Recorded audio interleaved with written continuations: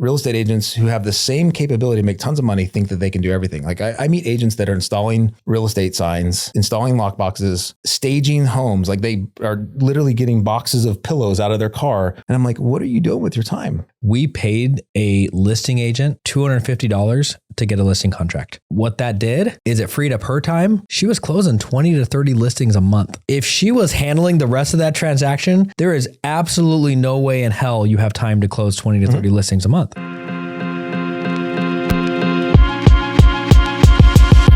Welcome to the Real Estate Is Show. I have a good friend of mine in here today, Jordan Terrell from the Jordan Terrell Group out of Denver, Colorado. And he is launching, by the time this podcast is out, I actually probably have already launched it, a really unique, I don't even know what to call it, company called Community.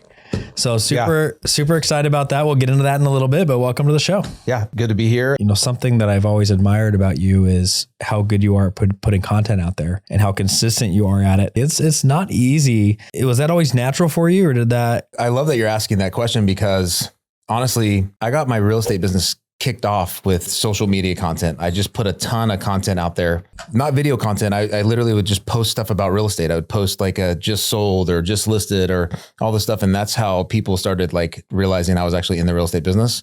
But when it came to video, scared to death of video. I don't mind being in front of people. I'll stand on a stage anywhere with 10,000 people, but being on video, I can't control the outcome. I don't know what people are going to think or say, or like you don't see the reaction. Yeah. I like to feed off of people. You like sales more than marketing. Yeah, exactly. So I don't know. The whole idea of video wasn't something I loved. And I knew that the second I put content out there, it would help my business. I just couldn't get past that hump. And finally, I couldn't afford not to. And I had so much to say that I just needed to create a system and a structure that would allow me to say it more. And so finally, I just invested heavily into that department, if you will, like hired editors and a marketing guy that he's brilliant. Really, he's helped me build something. And now, like, you know, never would have thought in a million years that I would have I've had some reels go viral, like 6 million views, like crazy stuff. Man, I would have to fill up the Broncos stadium like 80 times to get my face in front of that many people, you know, which obviously they're not like watching every single reel, or who knows how long they listen to it, or do they even know my name? But just the thought of what can happen online through content is really fascinating to me. So let me rewind a little bit. Did you grow up in Denver? I did not grow up in Denver. How did you end up there? I grew up in Oklahoma and I played football. My life was kind of a wreck out of high school. I was just a mess. I like to party. And so I football for me was the only ticket to somewhat of a normal life for me. Like it kept me disciplined. I got kicked out of my first school for not going to class and being an idiot. But then I ended up going to California to play at a junior college. And that got me out of town. I was in California for like 7 years in LA. After I got married, we moved to Denver. So Denver was really, how do we get back to, because LA was too expensive. We were 25, broke. And living in LA, like everything's really, really expensive. And so we migrated to Denver because it was a cool place to live that was more affordable. That was really the mindset. Well, at some point you found God. Yes. Right. And you were a pastor, if I'm not mistaken. Yeah. Right? So I was the wild guy in high school. And I mean, you grow up in Oklahoma, like everybody goes to church somewhere. For me, like Christians, and for the most part, we're all always kind of weird. Like if you're in The Simpsons, you grow up watching The Simpsons, and you have that Ned Flanders guy. That was like my view of Christians. And I was like, how do I not end up like that guy? I'd rather be Homer than Ned Flanders. And I just was in a really bad place. Is this while you were married or before? No, I was like 19. I was like a broken kid, and I found myself in a place where it was either I kind of run my life into a ditch, or I find hope and truth. And it was kind of my faith is really raw. Like it wasn't like some church service that convinced me. It was like me just kind of like going, all right, God, if you're real, I need you to show up. And he did. And it's such a powerful way that I end up in California 6 months later. I'm playing football, and like things just started happening in my life. Like the right relationships showed up, and next thing you know, my life is going 180 different direction than I ever thought it was. And I'm a very zealous person. So if I'm excited about something, I'm going to sell it. I'm going to promote it. And so I was kind of a natural evangelist, if you will, of the faith, of the Christian faith. So next thing you know, I'm working in full-time vocational ministry. I was doing campus ministry at the University of Southern California. I was out there, working with athletes in kind of their dynasty years. So I was doing all that in my early 20s, 22, 23, 24, 25, got married at 25. Some other things happened where the organization that I was working with, it kind of imploded. There's a lot of like messy stuff that happened. And we found ourselves kind of going, all right, we have no money. The organization that we were working with is kind of going away, and let's just get out of town. Let's go somewhere else. And so long story short, we moved to Denver, and we're like 3 months married. We all of our possessions fit in our 2 cars that we drove out there. Wow. And no kids. Yeah. No kids. What did your wife's parents think about that move? Well, first of all, her getting married to a guy that was like begging people for money, basically, is the way he looked at it. Like I was asking people for money to pay our bills. Like I raised support like a missionary. And so that didn't go well because she's a USC grad. And so it was kind of like, what are we doing here? We spent all this money to go to this amazing university, and now you're getting married to a guy that asks people for money. So logically, it made a lot of sense that he would say that. And I think little did he know, and little did we know, that it was going to work. It was going to work itself out. But I bump into this small church at the time with about 15 staff and maybe about 600 people that attended the church. And I ended up working there for the next decade. And over that decade, that church grew from 15 staff to about 300 staff, 600 people to 30,000 people. Wow. And so I was a part of their leadership team. Wow. And so it just kind of fell in my lap. I never in a million years thought I would sign up for that kind of job. I didn't have that passion. You got paid to do it, right? Yeah, it was a job. I had a salary and benefits and all the thing, but I was like, I had no idea that was going to be who I was. I found myself on this rocket ship, and that's the problem with passionate people, by the way. Yeah, is you get like so excited about an idea, and all of a sudden you're like leading a church. I learned a lot about leadership. I learned a lot about people. I hired and trained, and ultimately I got to figure out who I was as a leader. I got to learn how to communicate. I did a lot of public speaking. I hired people that didn't work out. I made bad decisions. All the things that I'm glad happened before I was running my own business. On someone else's dime, literally. Yeah, I had already learned most of the lessons that you don't want to learn when you're writing the check. Do you still attend church? Yeah. You still sit in the same church? I jokingly say a couple things. One, I say I'm a recovering pastor. Being a pastor will take a toll on you, like emotionally, physically, like, because people have real life problems they're coming to you with. Yeah. So you become numb. Yeah. Because you're constantly hearing about really hard stuff. Yeah. And so I remember early on in that role, I was like more or less a youth pastor, and I'm 26 years old, and I have 1,200 kids attending my Sunday night program. Like I was running a church, and I was like a kid myself. No. It wasn't a youth ministry; it was a college ministry. So it was like young college, like 18 to 25 year olds. And so in that season, people were bringing stuff to me that was really hard, and I would take it home with me, and I didn't know how to not take it home.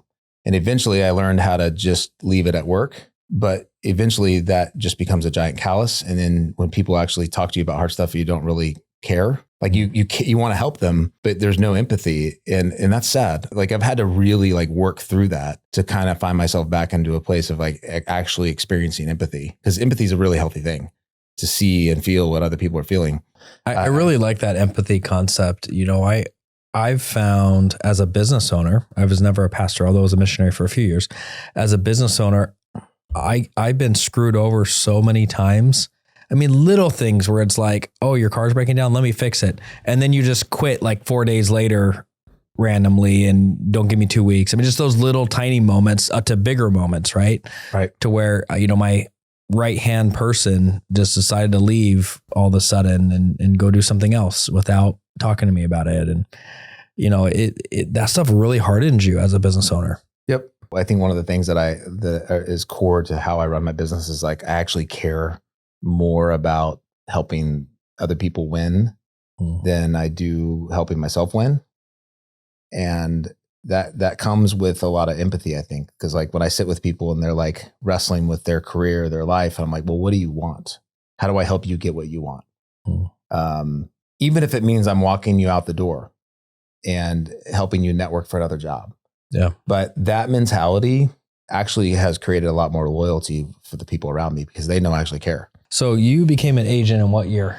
So 2016, I stepped out of ministry, and I honestly, I had gotten to a place where I was just restless with the role, and I'm an entrepreneur at heart. I like to build things and launch things and start things. I'm a big idea guy, and so I was in a position where I was doing the same thing for a decade, and there was really nowhere for me to go, and I didn't want to go work at a small organization. I was like, once you're working in that kind of environment, like you only understand that environment. I had multiple teams and staff, and like I was in a position where I was more of a director than I was a doer. I was getting paid for what I know versus what I was doing. So I just one day through a series of conversations just made a decision to step away. And we're still there. We're still involved in that place, but I knew that the only other best next step for me was real estate. And I started investing in real estate like 6 years prior to that. So back in 2010, we started investing, just take a long vacation with my family. You had kids by that point? I had kids. I had 3 kids at the time. And I was so present. And my boys start building these sandcastles, and they have like the little toy shovels, like the little plastic buckets, and you imagine. And I saw that there was a construction project happening at like a hotel down the way. And I went over there and asked them if they had any shovels and wheelbarrows, and I brought them back. And I was out there building sandcastles with my kids for hours, like 6 hours probably. And then February 1st was coming in a few weeks. And that was my first day on the job, 2017, brand new agent. And I began my journey. And I can get into the details of this, but 6 months later, I was going on my next vacation. I was going to Aspen, and I had just put my first 4 deals under contract, all in the same week. So I didn't do any deals from February till June. And then I put 4 deals under contract in a week. And then I got in a car and went to Aspen with my family. And I was so excited because on one hand, because I had made $55,000 every year prior to that. That was my salary. Those 4 deals were worth $55,000. So I was like, man, I just made an annual's worth of money in a week. Wow. And I was like, wow, this is cool. So I get up to Aspen, and all the crap of the contracts kicked in. All of a sudden I find myself in a place where you're not building snowmen. No, I'm not, or sandcastles. I'm not building sandcastles. I'm stuck in a hotel room, negotiating contracts, negotiating inspections, putting out fires, figuring out how to manage the contract. Like my family played outside, hiking, biking, all this fun stuff. I didn't even see my family that week. And that was when I knew that this business is broken. So it really became that moment where everything I was trying to do became about how do I get back to building sandcastles? Because that's why I got in this business. Yeah. How do you get back to that true freedom of time, freedom of nobody needs you? Yeah. And real estate for me, at that point, I realized you're either screwed if you're successful or you're screwed if you're not. You're screwed if you're successful because you're making tons of money, but you have no time, no life. I mean, I can't tell you how many real estate agents I meet that are really successful and their lives are just like falling apart. Personal lives are falling apart. I mean, they have cool cars, nice clothes, big houses, but they're glued to their phone and they're not happy. And then the people that are screwed if you're not successful is because you're broke and you don't know what to do with your time. You have so much time, you don't even know what to do with it. Nonetheless, you decide to continue to build a team, and you have a team, a pretty big team, right? Mm-hmm. What is it like being a team leader, and give me some of your thoughts on that. I approached this business differently than a lot of people did. I hired a coach. I had an assistant. I hired a marketing company. I had a website built. I had all that stuff before I even sold the house. I was like, that's how a small business owner approaches things, by the way. It's like you think through that stuff before you actually go try to sell something. And what an idea that a real estate agent would treat it like they're a small business owner. What a concept. Yeah. Because most people just get their licenses or start slinging homes. They don't set up an LLC. They don't have a business card. They don't they try to wear all the hats. Yeah. They don't understand leverage. And exactly. And so here I am, 6 months out of a career where I had been building systems and teams and structures for the last decade. And I'm operating by myself now, and I have an assistant, but I'm like, okay, I see how this is going to work. I have to do exactly what I'm really, really good at. And I hire around that.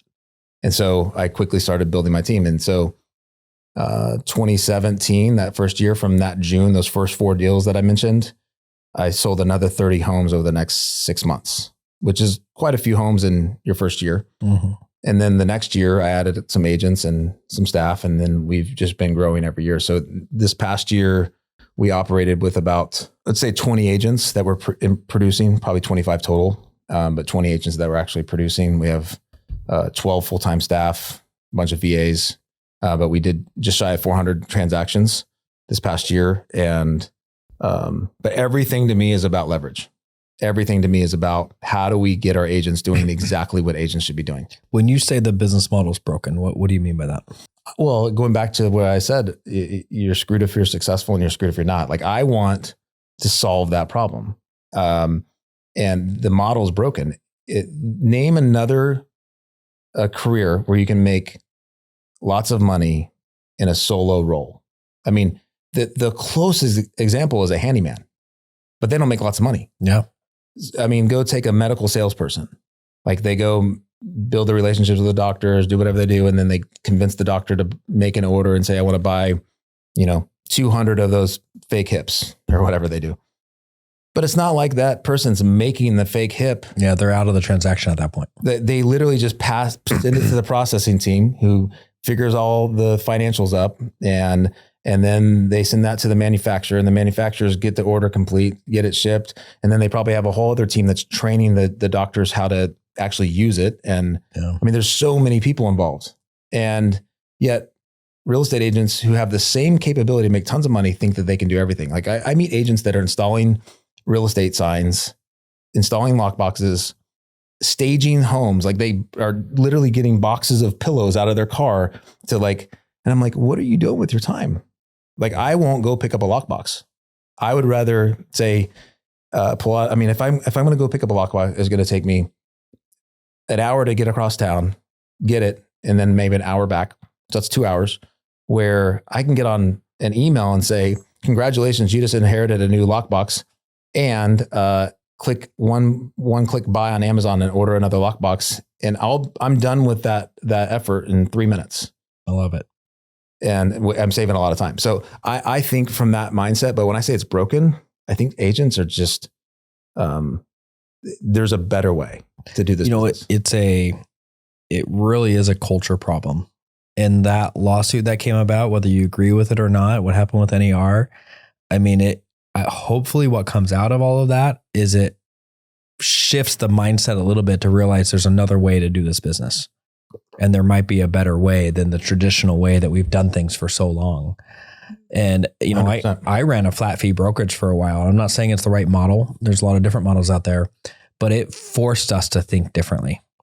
We paid a listing agent $250 to get a listing contract. What that did is it freed up her time. She was closing 20 to 30 listings a month. What if she was handling the rest of that transaction? There is absolutely no way in hell you have time to close 20 to 30 listings a month. You just can't take on that many because they add up over time. But like a salesperson, she would close it, hand it off.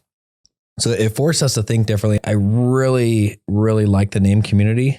Where did that come from? Where did that idea come from? The company that I'm launching, they'll probably be launched by the time anyone hears this podcast.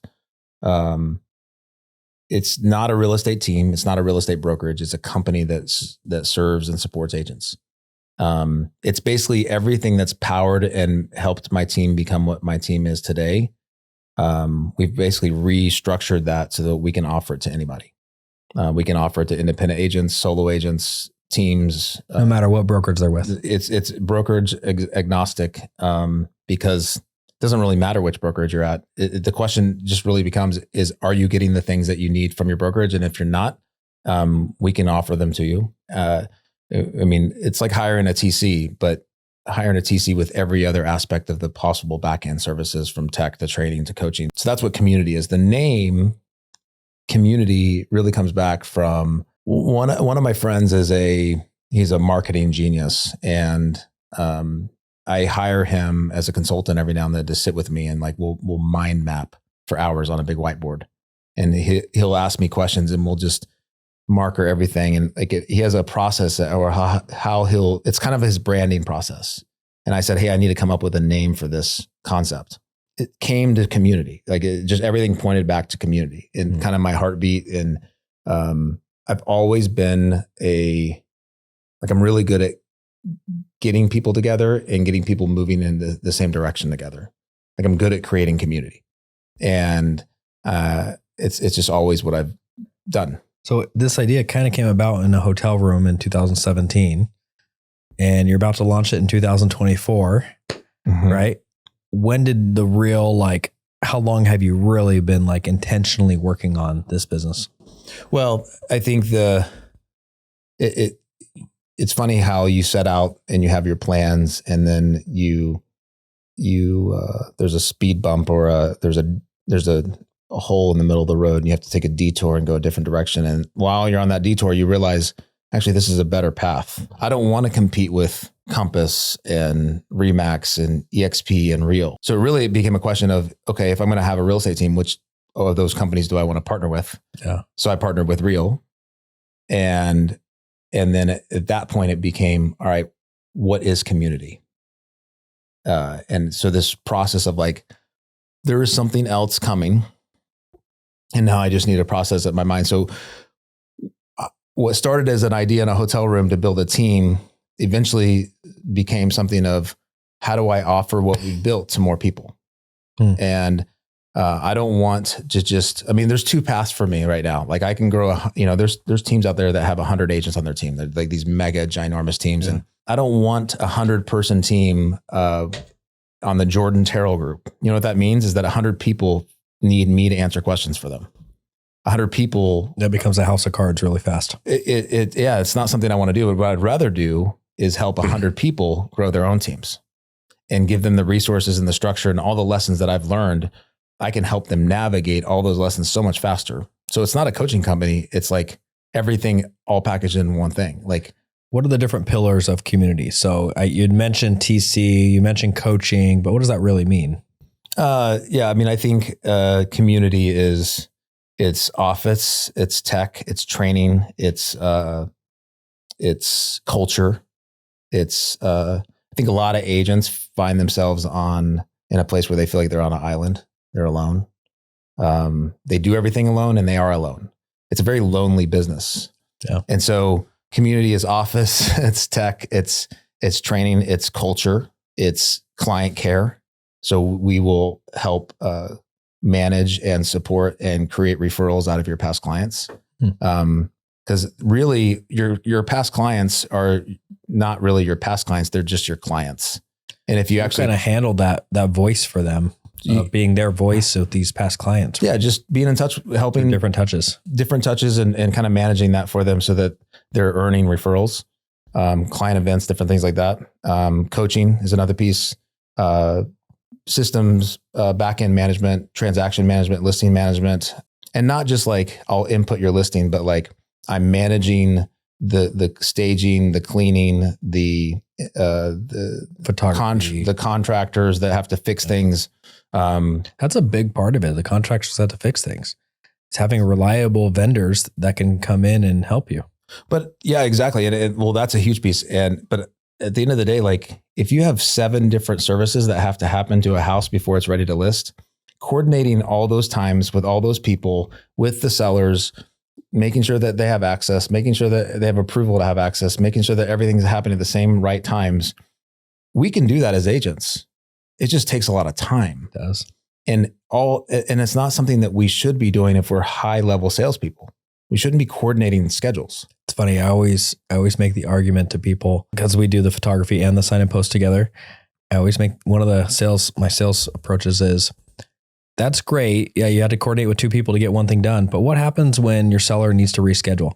You now have to call 2 people again to try to coordinate again. And that's the reality of real estate, is it's not as black and white as people make it. It's sellers reschedule, things happen. And then guess what? You're on the phone with all of those vendors again, trying to reschedule, instead of having a TC company that you could rely on that's a true partner to come in and help you. It's understanding your value what is your dollar per hour and not doing anything outside of that.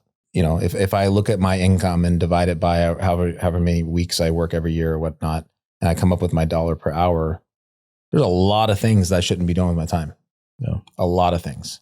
And I truly value it that way. I mean, I'm not lazy because I won't shovel my snow. I'm not lazy because I don't mow my lawn. I'm not lazy because I don't fix things at my house. I'm just smart. My wife's finally started to understand that about me. It took her a while.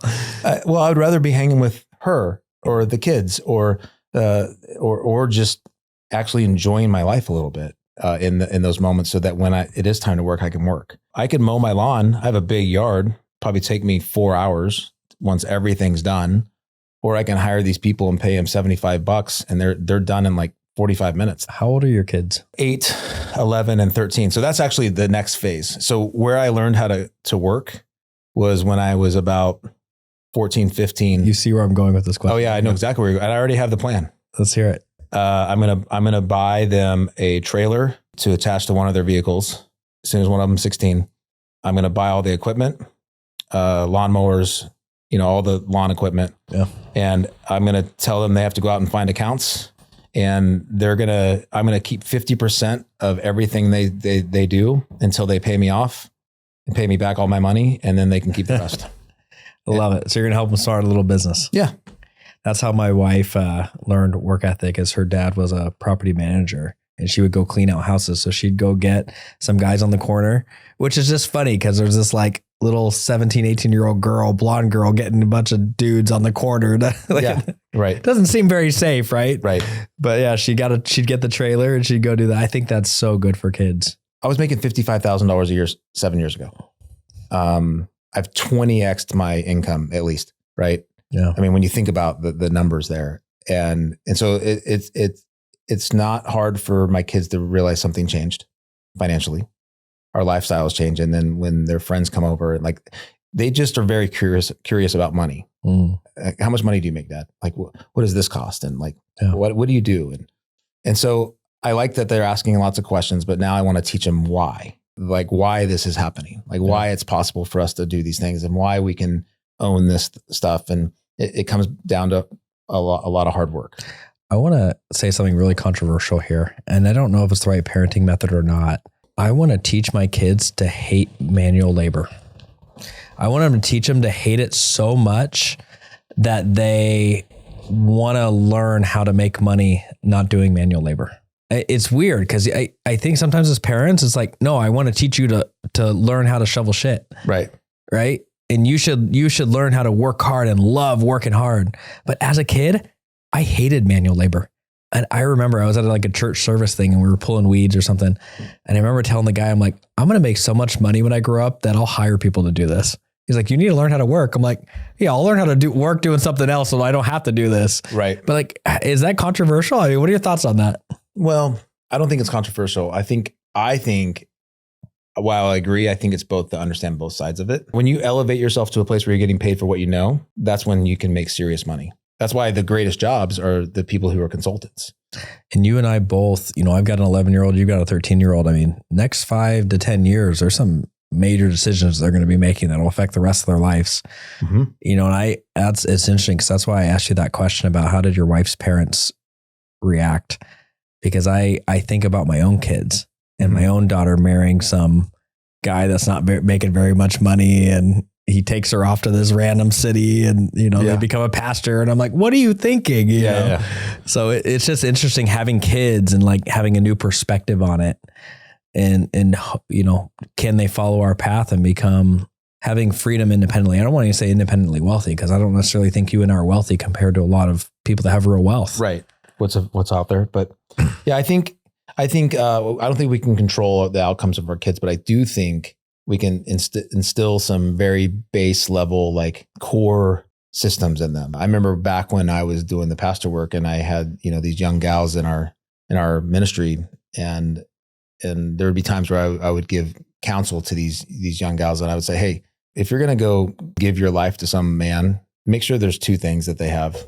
So make sure they have good work ethic and make sure that they have a true north. And a true north to me it doesn't mean that they're not going to make mistakes. It just means that they actually know that they're making a mistake when they're making it.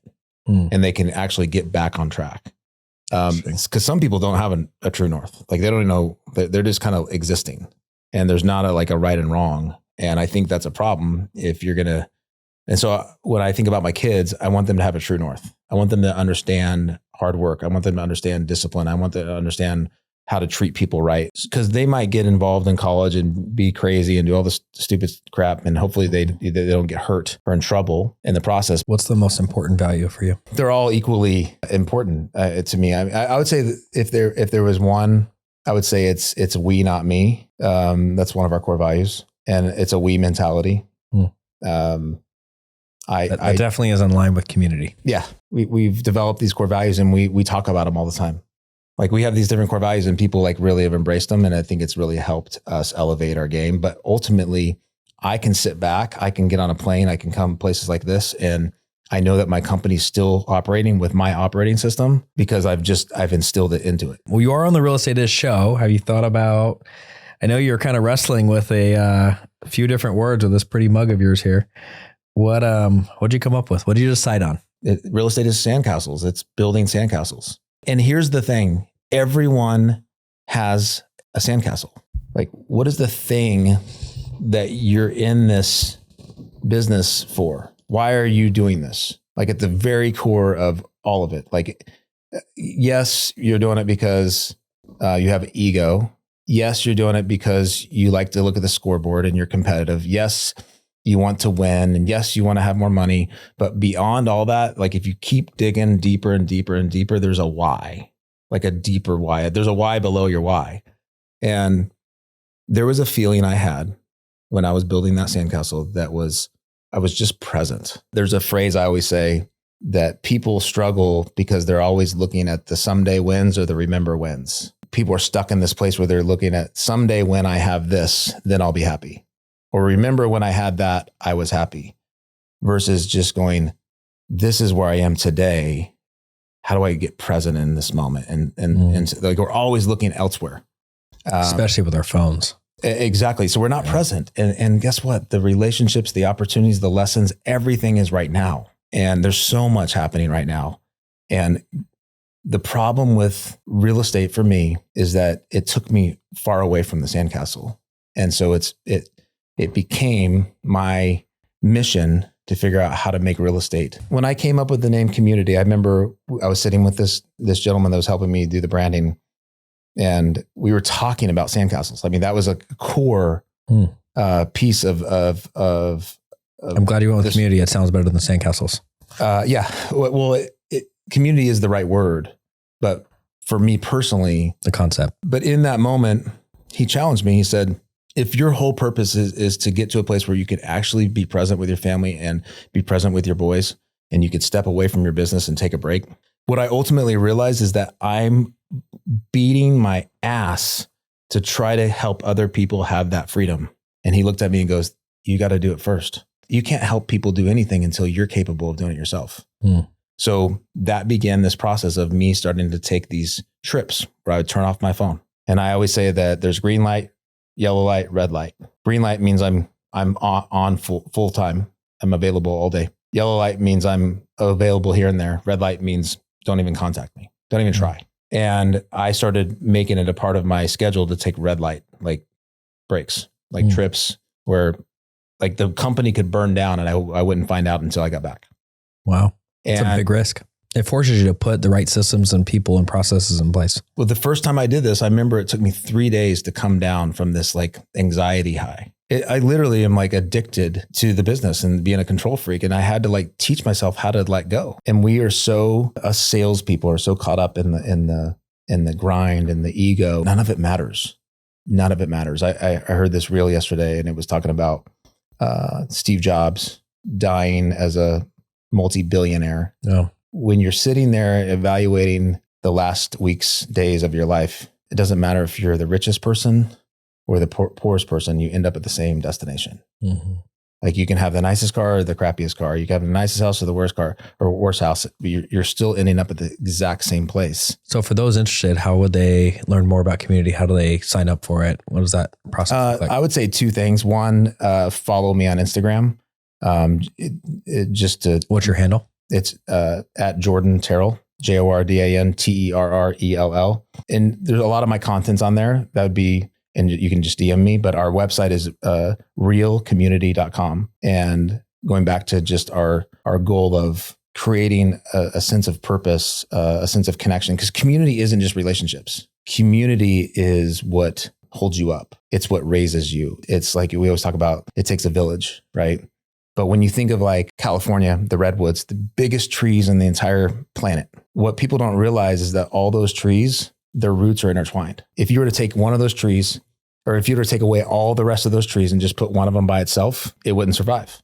Interesting. They are able to stand that tall and that strong because all their roots are intertwined. And so they're connected. And so community isn't just about relationships. It's about being grounded. It's about having authenticity and real connection. It's so many things. And I mean, it's a vague word, but it's a broad word. It's so many different things for us. I mean, it's also, we created a community impact because we don't want to be a company that just sells houses. We want to be a company that helps actually make real differences in the community, specifically around the housing problem. Half of our communities can't afford to live in a home. It's a mess. And so that was a little bit of a tangent, but realcommunity.com is our website. I'm really excited to see what next year looks like for you with this launching. Me too. Thanks for coming on the show. Yeah. Thanks for having me. And this is really cool.